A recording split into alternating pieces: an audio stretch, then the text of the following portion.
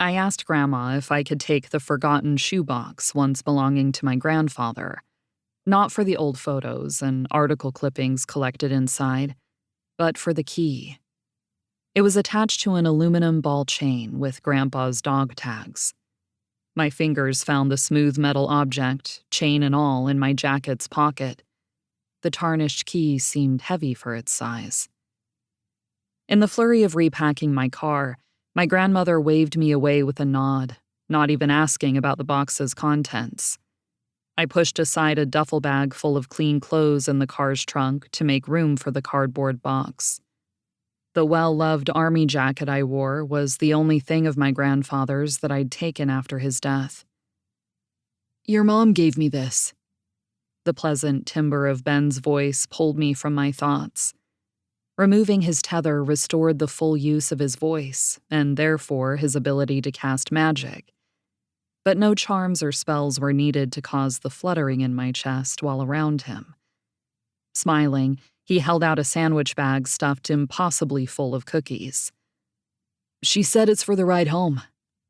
I chuckled. "Put it up front with us. I give it until the New York border before it's empty." He gently nudged me aside and wedged another bag into the trunk. "You all right? You've been quiet this morning."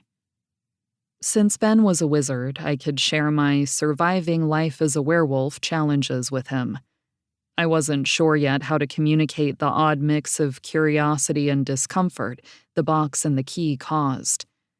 I went for the more easily identifiable ache in my heart. "I'm bummed we're leaving." I looked at the little 2-story house I'd known since childhood.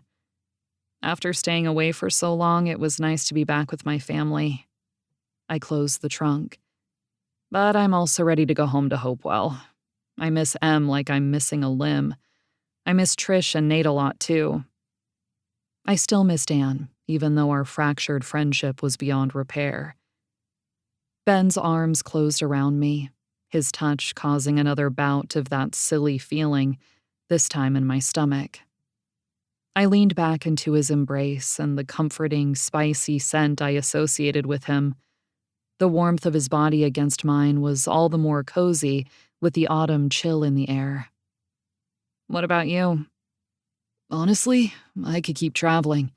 I enjoy being with you and seeing anywhere that isn't Hopewell." I turned in his arms to look up at him.